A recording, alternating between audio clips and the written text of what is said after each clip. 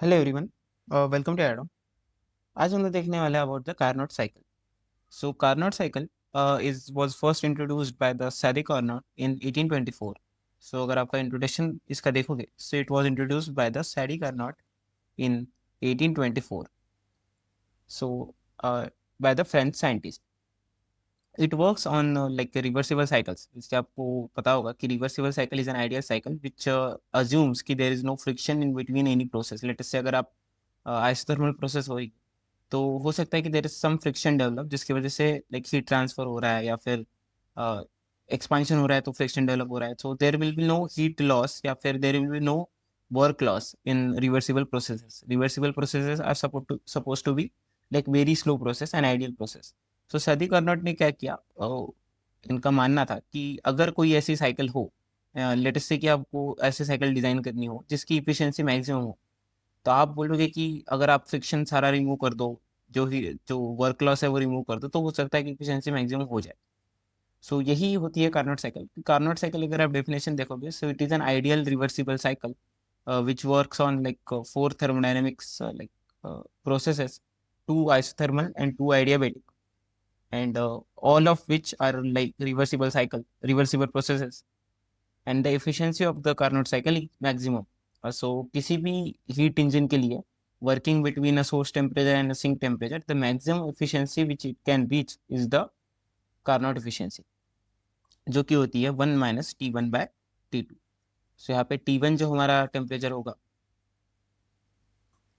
that will be the sink temperature, and T2 will be the source temperature, which is of course higher than the sink temperature. So हम अभी समझेंगे कि Carnot cycle, why Carnot cycle is very ideal, और real life में Carnot cycle हमें देखने को क्यों नहीं मिलती है। कार्नोट साइकिल का अगर आप पीवी डायग्राम देखोगे, so it looks something like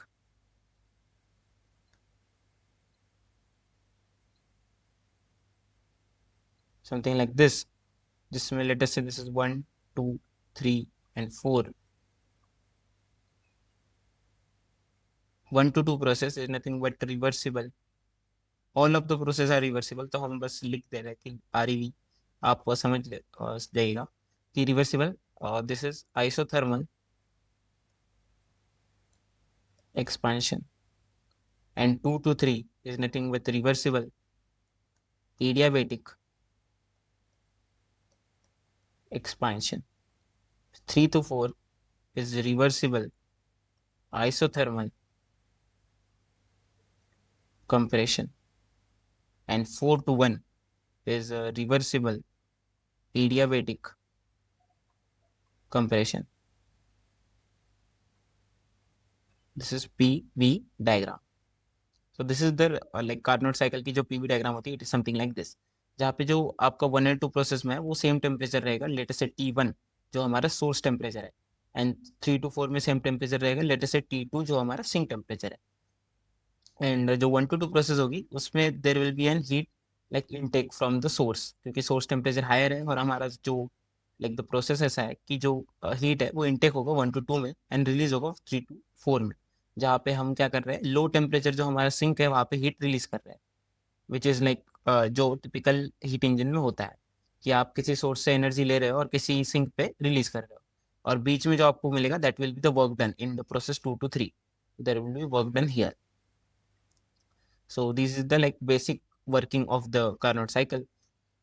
and अगर आपको इसकी इफिशियंसी निकालनी है, तो यू नो कि efficiency is nothing but work done divided by like heat input. Work done जो होता है वो आप इसे ऐसे भी लिख सकते हैं कि heat input minus heat output, क्योंकि लाइक अगर आप लेटेस्ट से पूरे थर्मोडायनेमिक साइकिल को अगर कंसिडर करो, 1 to 1, अगर आप 1 to 2 जाओ, 2 to 3 जाओ, 3 to 4 एंड 4 to 1 वापस आ जाओ, so for the complete cycle the Q will be equal to delta U plus W from the first law of thermodynamics, and delta U will be 0। सो जो Q होगा that will be equal to W, like the delta Q जो भी होगा। So work done को आप लिख सकते हो कि it is nothing but Q, like let's say input minus Q output divided by Q input जो हमारे पास पहले से है। सो आप इससे इफिशियंसी का लाइक फॉर्मूला डिराइव भी कर सकते हो, जो कि हम अभी करेंगे। उससे पहले आप देख सकते हो कि जो टी एस डायग्राम है वो कैसे बनेगा for the cycle.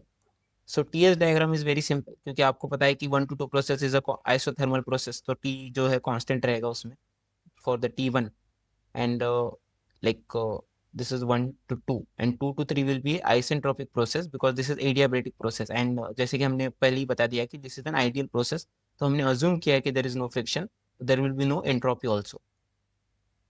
It is something like this because again 3 to 4 is an isothermal process and 4 to 1 is like this. So ये हमारे पास हुआ like TS diagram for the Carnot cycle. सो इसके assumption अगर आप देखो, so for the entire Carnot जो cycle है उसके कुछ अजम्पशंस है जो बहुत इंपॉर्टेंट है आपको जानना, क्योंकि उसी पे पूरी साइकिल लाइक डिपेंड करती है। सो फर्स्ट अजम्पशन जो है कि इसकी एफिशिएंसी इतनी ज़्यादा क्यों है, कि वाई हम कंसिडर क्यों कर रहे हैं कि जो एफिशिएंसी है वो सारे हीट इंजन में कार्नोट साइकिल के सबसे ज़्यादा क्यों है, क्योंकि वो जो अज्यूम कर रहा है कि all the process are reversible.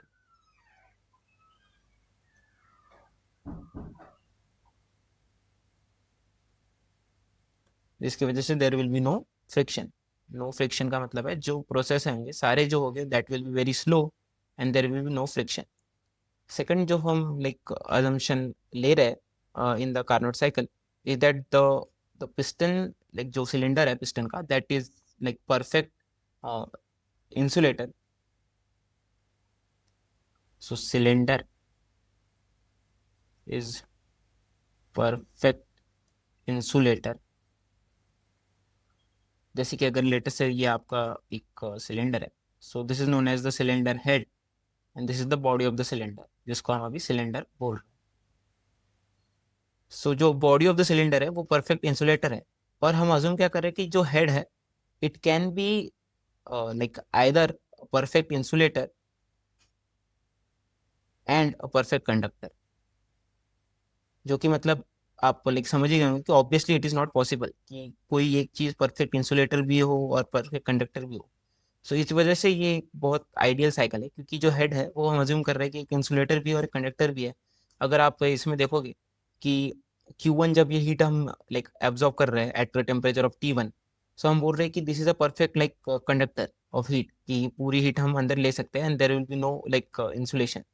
जो खुद हेड जो अब्जॉर्ब कर ले पूरी हीट जो है सिलेंडर के अंदर आ जाएगी। और वही जब हम 2 to 3 प्रोसेस कर रहे हैं तो हम एडियाबेटिक मान रहे हैं। इसका मतलब क्या, हम मान रहे हैं कि ये इंसुलेटर है, इसमें कोई हीट हम बाहर नहीं जा रहे दे रहे हैं।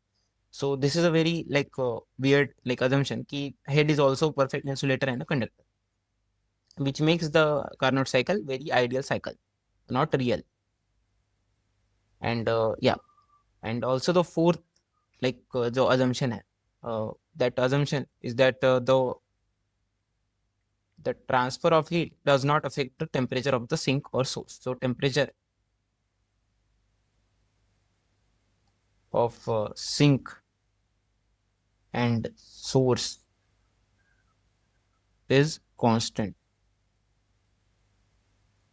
So this is like another assumption, जो last assumption जो हम Carnot cycle में ले रहे हैं।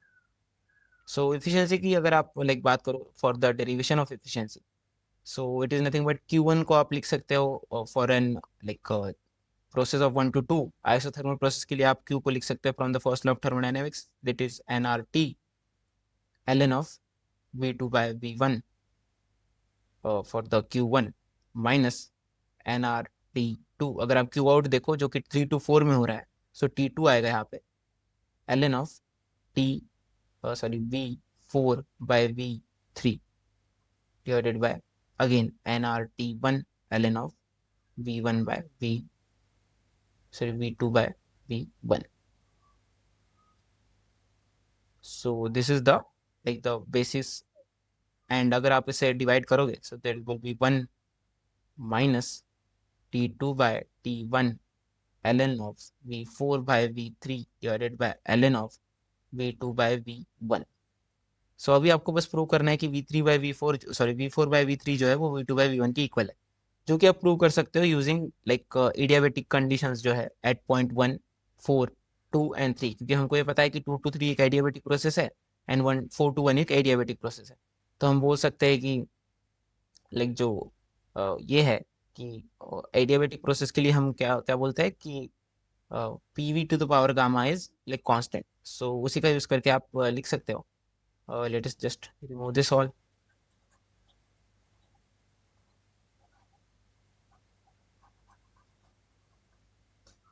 आप for a PV like for adiabatic process you can write that pv to the power gamma is constant, या आप लिख सकते हो T V to the power gamma minus one is equal to constant. आप लाइक आइडियल गैस इक्वेशन से ही convert कर सकते हो, for P V to the power gamma constant को आप कन्वर्ट कर सकते हो using ideal gas equation.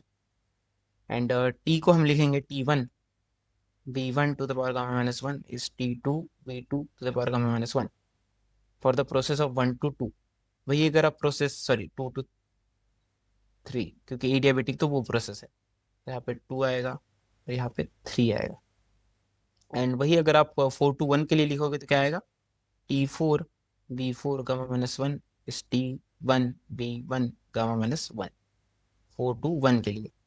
And आप जैसे कि आपको पता ही है कि जो टी लाइक टी टू है वो टी वन है एक्चुअली हमारा, एंड टी थ्री जो है वो टी टू है, एंड टी फोर जो है वो क्या है, टी टू है, एंड टी वन जो है वो टी वन ही है, जैसे कि हमने लाइक साइकिल से देखा ही।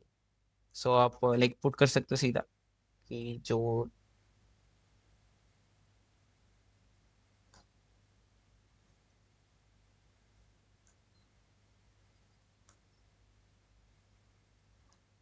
जैसे कि हमने लिखा था T two and V two, and T two को हमने क्या बोला है, this is T one according to our global approximation. And point three पे जो टेम्परेचर होगा वो होगा टी टू, पॉइंट फोर पे जो टेम्परेचर होगा वो होगा T two again, and point one पे टेम्परेचर है टी वन।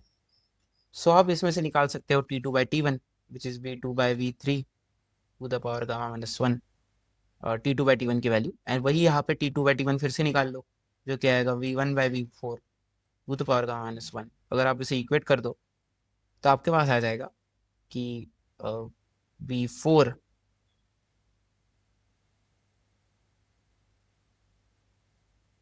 या V four by V three is nothing but V one by V two. आप यहाँ पे देख सकते हो कि जो V four by V three हमारे पास क्या है, V one by V two के बराबर। एंड यहाँ पे आपको ये भी चीज ध्यान रखनी होगी कि जो क्यू आउट रहता है उसका जो साइन रहता है that should be negative. So Q out का हम साइन कर लेंगे minus N R T L N one आना चाहिए, so it will be positive हो जाएगा, एंड यहाँ पे भी पॉजिटिव हो जाएगा। और उसके बाद क्या आएगा, one plus T two by T one L N of V four by V three divided by, आप V two by V one को V one by V two भी लिख सकते हो, आपको बस माइनस यहाँ पे निकालना होगा according to logarithmic rules. So minus अगर आप निकालोगे तो आप V one by V two भी लिख सकते हो, और ये कैंसिल हो जाएगा बिकॉज ऑफ दिस। सो आपके पास आएगा one minus T two by T one, क्योंकि हमने सिंक टेम्परेचर टी टू लिया है। सो आप दैट इज वाई ये ऐसा आपको लग रहा होगा, वरना ये दोनों सेम ही है, हमने यहाँ पे सिंक टेम्परेचर थोड़ा अलग ले लिया, sink and this is the source. So yeah, this is how you can prove the Carnot efficiency. And yeah, this is how you can understand the Carnot cycle. Thank you.